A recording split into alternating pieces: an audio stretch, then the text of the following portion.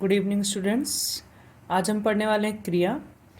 बच्चों को अधिकतर जो प्रॉब्लम आती है पद परिचय जब करते हैं तो क्रिया निकालते समय आती है कि अकर्मक और सकर्मक क्रिया हम कैसे पहचानने वाले हैं। तो आज मैं आपको अकर्मक और सकर्मक क्रिया की थोड़ी सी पहचान बताने वाली हूँ, जिससे हो सकता है आपको मदद मिल जाए। फर्स्ट हमारा कि क्रिया क्या होती है, जिससे काम का होना या करना समझा जाए उसे ही क्रिया कहते हैं। ठीक है, खाना पीना जितने भी धातु रूप होते हैं जो ना करके जुड़ जाते हैं, जैसे खा है, ठीक है, खा धातु है, उसमें ना जुड़ गया खाना हो गया।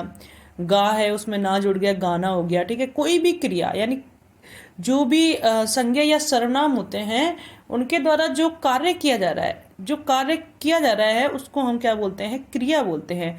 ये दो प्रकार की है, सकर्मक अकर्मक। अब सकर्मक देखिए, स प्लस में कर्मक। ठीक है, कर्मक मतलब कर्म, ठीक है, स मतलब सहित, जो कर्म के सहित हो वो सकर्मक। अकर्मक, ठीक है, ए मतलब मना करना या बिना, और कर्म मतलब कर्म सहित, जो कर्म के बिना हो वो अकर्मक, जो कर्म सहित हो वो सकर्मक। सकर्मक की डेफिनेशन क्या कहती है कि जिस क्रिया का फल कर्ता पर न पड़कर कर्म में पड़ता है। ठीक है, जैसे हम कर्मवाच्य जब पढ़ते हैं, ठीक है, कर्मवाच्य जब पढ़ते हैं तब भी तो यही होता है कि क्रिया का फल कर्ता पे नहीं पड़ता है, किस पे पड़ता है, क्रिया पे पड़ता है, यानी कर्म पे पड़ता है कि वो कर्म क्या कर रहा है। और अकर्मक क्रिया क्या कहती है, जिस प्रकार कृतवाच्य होता है कि जहां क्रिया का फल सीधे कर्ता पे पड़ता है, उसमें कर्म है ही नहीं। उदाहरण के लिए देखिए, राजू पुस्तक पढ़ता है, तो क्या लगाने पर इसका उत्तर मिल जाएगा, राजू क्या पढ़ रहा है, पुस्तक पढ़ रहा है। तो यानी कर्म की प्रधानता है, क्या पढ़ रहा है, पढ़ने की क्रिया हो गई, क्या पढ़ रहा है, पुस्तक पढ़ रहा है। यहां लिखा है कि राजू पढ़ता है, ये नहीं पता क्रिया हो रही है, ठीक है, क्रिया हो रही है, बट ये नहीं पता कि राजू क्या पढ़ रहा है, हमें नहीं पता, क्या करके इसका आंसर नहीं निकला। अर्थात यहां पर क्या हो गई, अकर्मक क्रिया हो गई। इसमें देखिए कि सकर्मक क्रिया दो हिस्से में फिर डिवाइड हो जाती है। एक होती है एक कर्मक, जिसमें एक ही कर्म होता है, एक द्विकर्मक जिसमें दो कर्म होते हैं। एक ही कर्म हो उसमें, जैसे चूहे ने कपड़े कुतर दिए, तो चूहे ने क्या किया है, कपड़े कुतर दिए, कुतरना क्रिया हो गई। ठीक है, कुतरना क्रिया हो गई, और उसको एक किसको कुतरा है, कपड़े को कुतरा है। द्विकर्मक क्रिया क्या कहती है कि जहां पर दो कर्म आ जाते हैं, जैसे नौकर ने मेहमानों को, ठीक है, खाना खिलाया, खाना खिलाया क्रिया हो गई, क्या और कर्म क्या हो गया, मेहमानों को। तो यहाँ दो कर्म आ गए हमारे पास, मेहमानों को और क्या, ये खाना खिलाया, क्या किया, खाना खिलाया, किसने, नौकर ने, किसको, मेहमानों को, और क्या, खाना खिलाया। देखिए, प्रेरणार्थक क्रिया क्या कहती है कि जब किसी क्रिया को कर्ता कारक स्वयं न कर कर किसी अन्य को करने के लिए प्रेरित कर दे तो वह क्रिया प्रेरणार्थक क्रिया कहलाती है। जैसे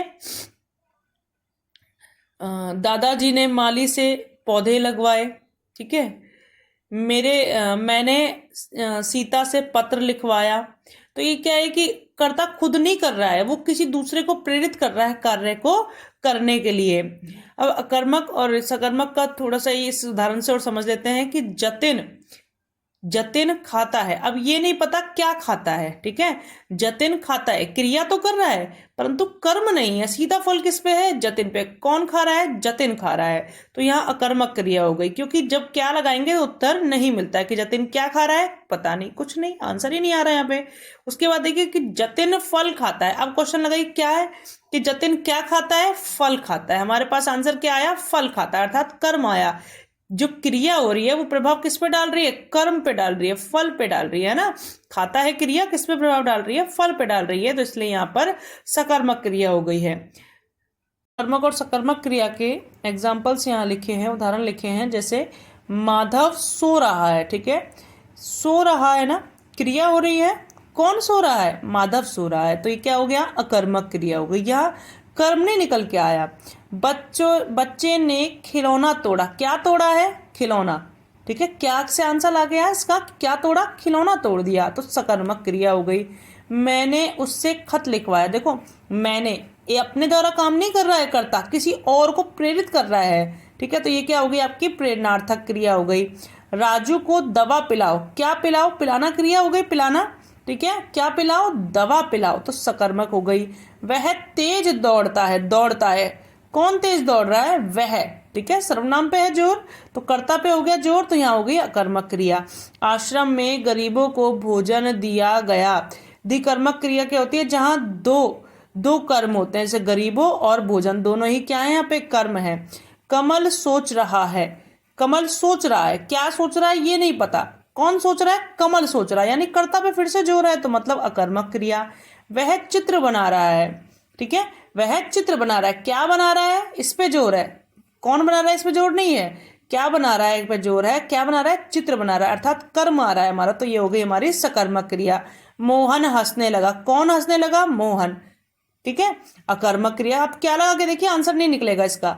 सौरभ ने पुस्तक खरीदी, अब सौरभ पे जोर नहीं है, खरीदना क्रिया हो गई, क्रिया कर्म क्या हो गया, पुस्तक, ठीक है, क्या खरीदी है सौरभ ने, पुस्तक खरीदी है, तो सकर्मक क्रिया हो गई।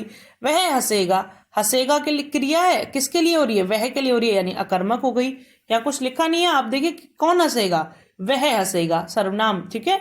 ममता पुस्तक पढ़ती है, ममता क्या पढ़ रही है, पुस्तक, तो आपका सकर्मक हो गया ये। दिनेश पढ़ रहा है, अब हमें नहीं पता दिनेश क्या पढ़ रहा है, तो ये क्या हो गई, अकर्मक, क्योंकि यहाँ जो जोर है या प्रभाव किस पे है, कर्ता पे, दिनेश पे है।